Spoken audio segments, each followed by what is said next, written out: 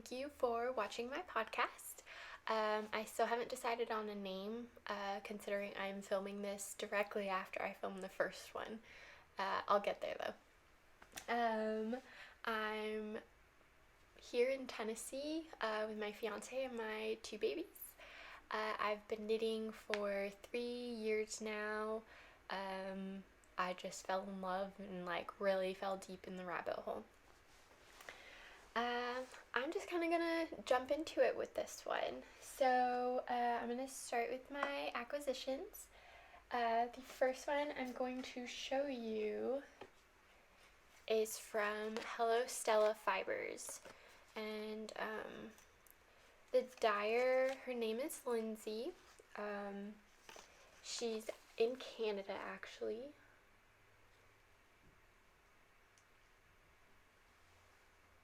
And this colorway is called Prism, and it is on her Surrey alpaca base.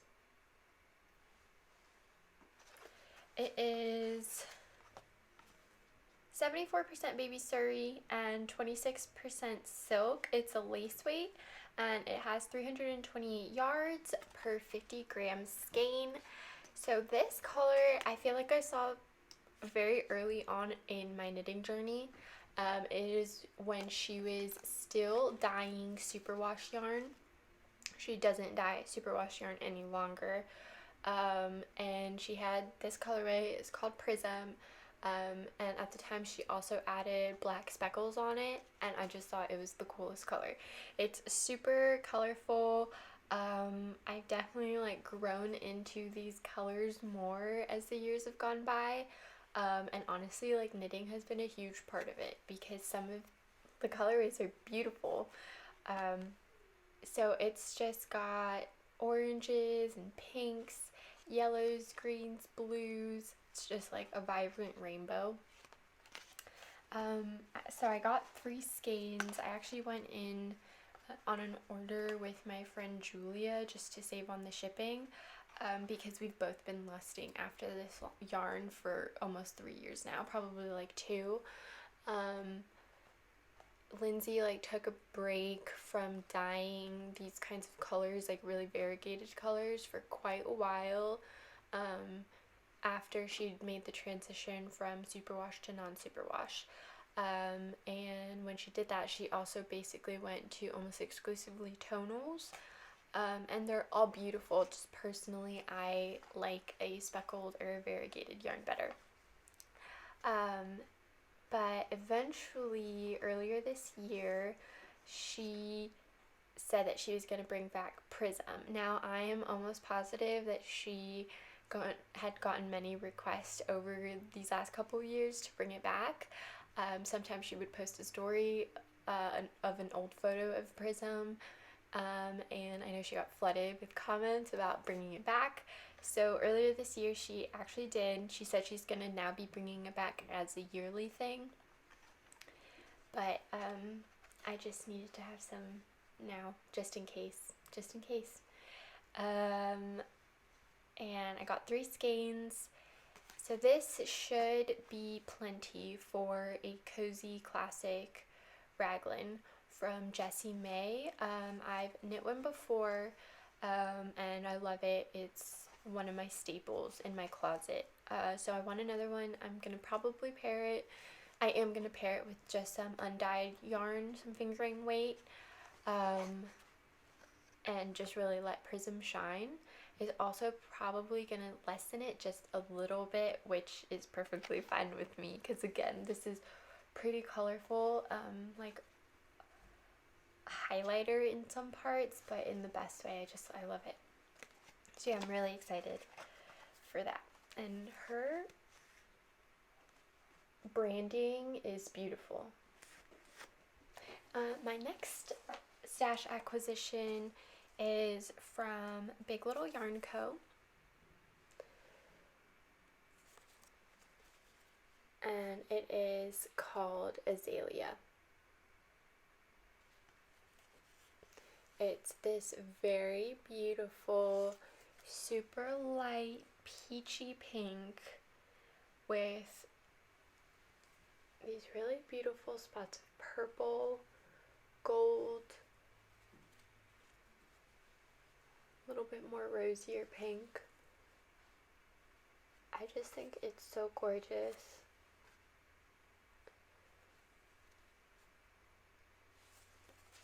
It's so pretty. Let me give you some info about it.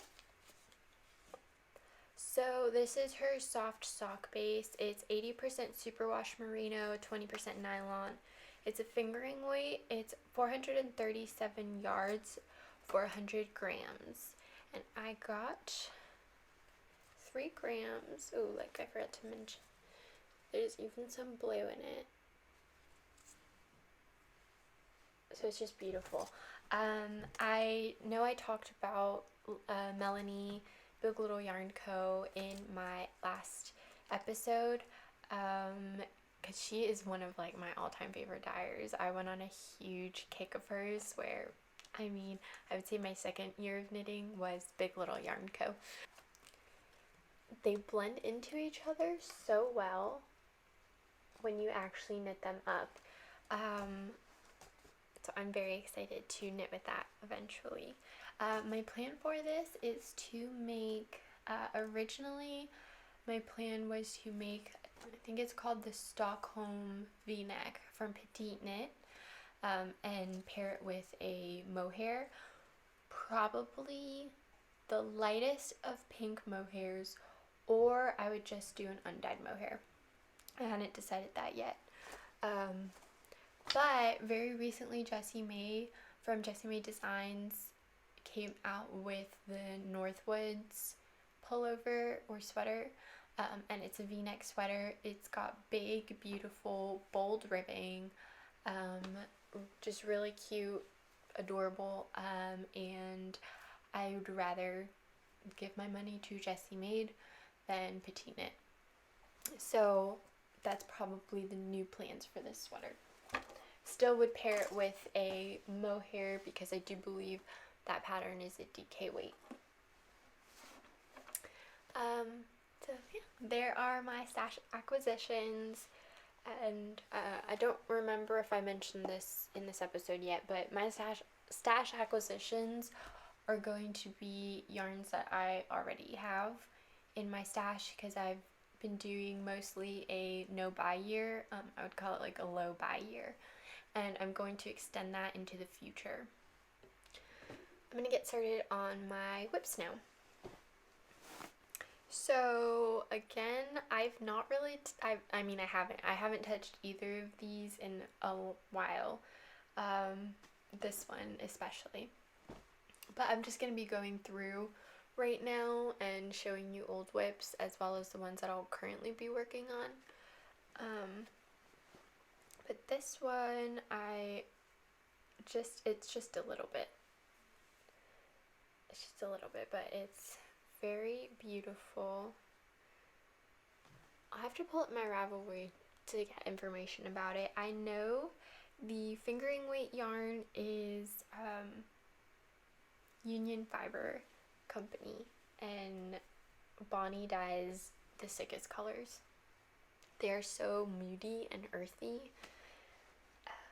So let me pull up my Ravelry. This is the Aki Fuyo shawl, and I have to look up who the designer is, but it's a brioche shawl. It's got a little bit of I think lace, or no, it's just designs in the brioche, and there's a portion when you do mohair on its own, and again, I just love mohair. The mohair that I'm pairing with this project is Leah Fibers, who is dyed by my friend Julia, and I'll have to look up the name as well. I think it's just lavender.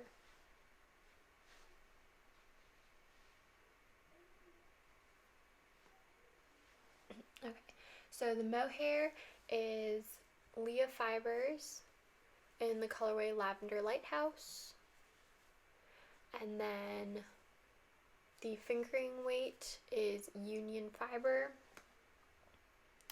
This first colorway is called Dusky Bloom, and it's just a light purple, and it's got some slightly darker purple leaning on pink speckles. And this is actually going to be a fade project. So I have 2 other skeins that go progressively deeper. And you don't hold the mohair for all of it, you only hold it for portions, so I just need 1 skein of that. And I just think that's the prettiest, like dusky light purple. And these are honestly like I feel like it was made for each other. And I wish you guys could feel how soft this feels with mohair and brioche. I wouldn't say brioche is necessarily for beginners, but if you're an adventurous beginner like I was, go for it. I actually love brioche once like you get into a rhythm, and it's so satisfying. I am pretty diligent about making a repeat or a certain amount that I will count, and I will put stitch markers as I knit. So sometimes there are specific repeats, or I'll just put on, markers of 15 as I knit. So that way, as I get to the next marker, I will count the ones behind it and make sure that each one looks correct. Because you do have to just make sure that you've put the yarn overs in the right places. But it's not, I think it's one of those things that's hyped up to be more difficult.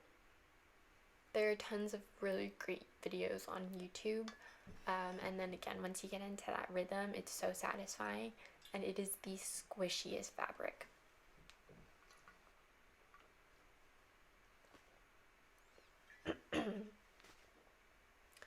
Need like cough drops or something. I'm knitting that with a US 5 needle. Again, it's called Akifuyo, and that's all spelled together. On Ravelry, I will put all the information below. And the designer is Eri Shimizu. I'm sorry, because that's probably not correct how to pronounce it. But it's a very well written pattern so far. I obviously haven't gotten too far, but the design is gorgeous. I saw it on Ravelry, like the Discover page, whatever it's called, and instantly fell in love and knew that I had the yarn that I wanted to use for it. So I started it and then moved on to other things. Eventually, I'm gonna get back to it because I've really been on a kick now that I'm starting to knit again of wanting to work on all the old projects, because I loved them at one point and I want to actually start using them. So that's my first one. My second whip is the Ripple Halter Tank by Jessie May, Jessie May Designs. This is, oh gosh, this is so bright on camera. This is from Madeline Tosh. It's the Mad Tosh Light, which is their single ply fingering base, and it is so nice. It's like one of those yarns that it's just gonna feel good every time you knit with it. I love a single ply fingering weight. It adds extra squish, and I'm someone who really loves speckled yarn. The speckles on a single ply fingering are exquisite. They're so crisp every time. But yeah, this is the Ripple halter, so it's gonna be like a high neck. I'm gonna probably knit it just a few inches past my waist so I can tuck it into my pants. Now I am doing the first size, I believe. I should only need 1 skein of yarn, which always scares me that I'm playing yarn chicken, but I should theoretically be okay. I never swatch. My swatch is my beginning of whatever I'm knitting, but I'm on gauge, I believe, so all I have to change is the length as I want it. What I am doing, the modifications that I'll be doing though, are here at the edges. You're doing a series of increases and decreases to get these really cool like graphic lines within the shaping of the shirt. And you just keep going down as you do it. And this V that's right here will continue to go in. Now, on the tester photos, the sides right here kind of stick out just a little bit, almost like a little like duck's tail. And personally, I just want it to be more cinched in, but still keep that V going down the same way that it should. So what I'll probably do is just, when I get to this part, I'll enter in another set of decreases so that that stays like tight to my body instead of just jutting out a little bit. But yeah, this was fun. I was really like on a roll. I knit all of this in just like maybe a week.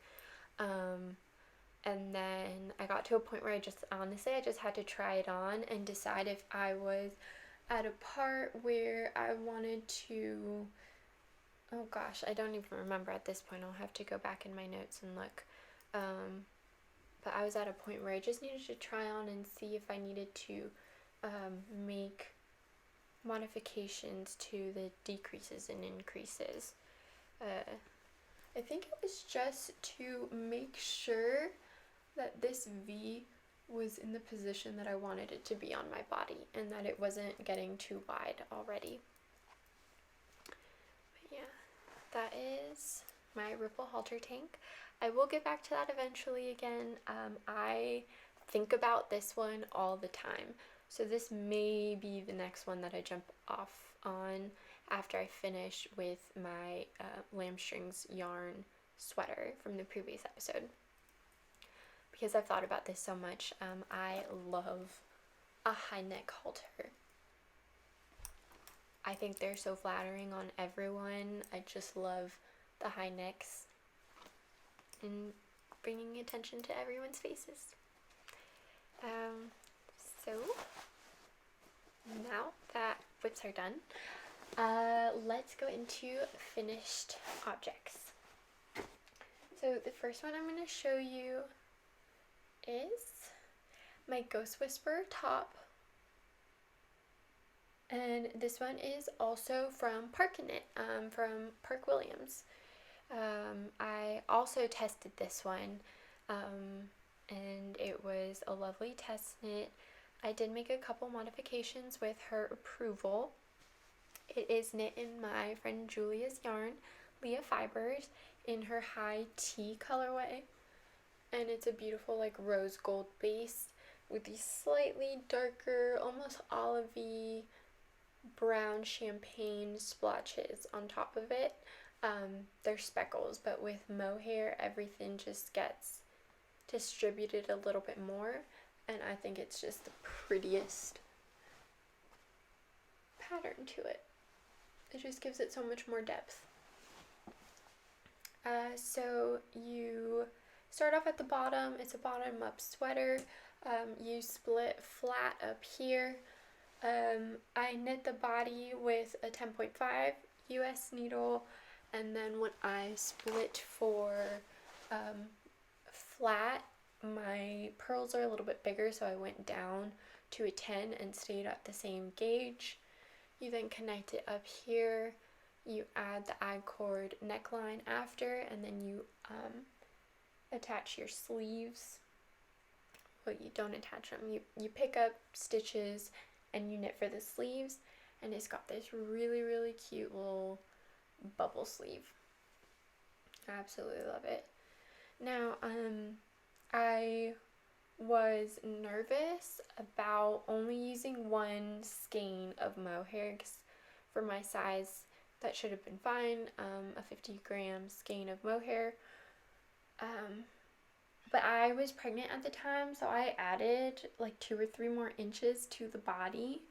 So I was nervous about having enough for the sleeves, so I asked her if I could shorten them just a little bit and then do an I-cord bind off for the ribbing instead of ribbing. And she said that was fine, so I ended up doing that. Honestly, I had, I think, enough yarn to knit each sleeve to the specifications and then probably still do an I-cord bind off. I have plans to make another one of these, and I'm not going to make it as long, but I'm going to make the sleeves a little bit longer than in the pattern and do ribbing. Yeah, this is a really cute little top. This one I wear pretty often, and I will wear this in the height of summer here in Tennessee too. If you just wear it with like a little bralette underneath, or just like a very light tank top, some jeans, like, I can get away with it here. Obviously, if I were going to be outside for a long time where I'd be sweating, I wouldn't want mohair on my body. But to go run errands, be in the car most of the day or anything, like, it's perfectly fine. And it's so soft. I really love mohair and knitting with mohair. I honestly find it a little bit itchy, but like I suffer for the mohair. I highly recommend this pattern. Again, Park does a great job at pattern writing. She just includes a lot of notes sometimes on like how just to make it work for you. I've actually knit this twice. This was the first pattern that I had ever knit twice. I know I talked about my Bennett Sisters shawl in the previous video. Technically that was the first pattern I had started, but I never finished it until recently. This one I knit 2 years ago, almost 3. So it was the first time I had done it twice, and it was a sample for Kate from Red Door Fiber Co. And I did a sample for her in one of her colorways. She did a couple modifications to the sleeves, but it came out really cute. I'll pop a picture up here and show you guys that she posted on her Instagram. And I also have it on my Ravelry. And those are my finished objects. No, they're not. That's a lie. Okay, my next finished object is the sweater I'm wearing. It's called the Circumference Sweater. The designer is Lily Kate Makes. She has a podcast as well. I highly suggest her podcast. She is British and just like ever so elegant and lovely. I love her accent. She is such a beautiful designer. Her designs are very elegant and classic pieces. There are many of them that I have favorited. This is the first one that I have knit. This is one of my favorite finished objects that I've knit. Definitely one of my favorite sweaters that I wear. This one and my Cozy Classic Light, not light, just the regular one, the Cozy Classic. Those two, I wear them constantly. Let me tell you a little bit more about it. So the yarn is Blue Sky Fibers Woolstock. It is a worsted weight yarn. And I actually don't know if this sweater was supposed to be worsted or DK because they really can work interchangeably. Okay, so it was supposed to be a worsted. And I was off on my gauge, so that would probably make sense why, because this yarn really, I feel, knits more to a DK weight. I love this yarn. It feels so good. It's not the softest. I mean, you feel it on your body, but I don't mind that. I can't wear too rustic of a yarn. Like Peace Fleece is way too rustic. I have a sweater out of it, and I need to be wearing like long sleeves with it and a high neck shirt because I don't like that on my body. It's very rough. But this one is just like, you know, it's got a bite, but it's wool. Like, I like that it feels like wool. It's a non-superwash. I used 4 colors. The main color is Gravel Road, and it's a beautiful kind of grayish, dark tan brown color. Just feels very cozy. It feels like a good, like, it's a gray rainy day, I want to pull on this sweater. The blue is called Loon Lake, and it's a really pretty, just dark teal blue. This lighter green is called Golden Meadow. I feel like that's just a good, like, chartreuse kind of green. And then this olive right here is called Mossy Green. This feels like my Pacific Northwest sweater. I don't know why I have that feeling when I put this on, when I see it, the colors all together, it's just my Pacific Northwest. This is like my Bella Swan. I'm living in Twilight. I forget the town's name. But yeah, like that's just, my whole life is kind of gloomy and slightly rainy, and all I need to do is cozy up inside with a book and hot chocolate. That's this sweater. I knit the sleeves longer so that they would fall down on my fingers, because again, this was such a cozy sweater that I wanted it to do that. It is still cropped to where I like it, which again is just at my natural waist. And one thing that I love about this sweater that I want to incorporate in future sweaters that are not even this pattern, is that she does these lower short rows. So you don't do any short rows on the top. You're doing the short rows here after you do the yoke. And I love it. It's so good. So you get just a slight high to low from the front and back. And considering that I am someone who, when I'm wearing high-waisted sweaters, or shirts or anything, when I'm wearing it with high-waisted pants, I do the French tuck. And that just naturally falls perfectly. And the thing is like, I don't even need to do the French tuck with the sweater if I don't want to. I'm just the biggest fan ever. I'm 100% going to be knitting more of her sweaters. She also has a vest that is so pretty. It's a brioche vest. And I think she's great. So definitely check out her patterns. Check out the yarn if you like non-superwash yarn. I'd say this is probably even a good, like, if you've only ever used superwash yarn and you want to maybe like just try out something new, I would recommend the Blue Sky Fibers wool stock. Make a hat or make some mittens so you can see how the yarn feels, how it reacts to your skin. It definitely even softens up a little bit more after you block it, which, to be honest, I don't think I blocked this one yet. I might have. But this is one of the sweaters that I knit earlier this year that I had, like, I set up the colors and that's it. It has no photo. I don't know if I've blocked it. The ends are woven in. Eventually I will put all that info.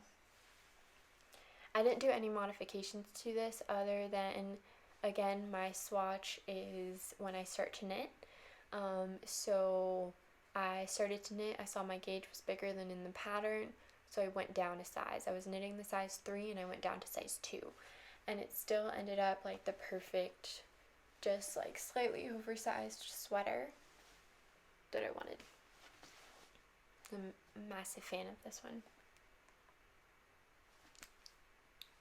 Alright, well, that brings me to the end of this podcast. I have really enjoyed this. My voice is definitely going away, but this was like just a great way to channel all of like the talking about yarn that I want to do. So again, please leave any comments. Let me know what you want to see. Let me know any things that you think I could improve on or change. I'm open to advice. I'm gonna get to work on editing these videos so I can get them out to you guys. But yeah, please follow, subscribe, like. and I'm really excited to get to interact with all of you and get to know you and make more new friends. So thank you for coming again, and I will see you next time. Bye. Wake up, today's gonna be a good day. Wake up, today's gonna be a good day. Wake up, today's gonna be a good day.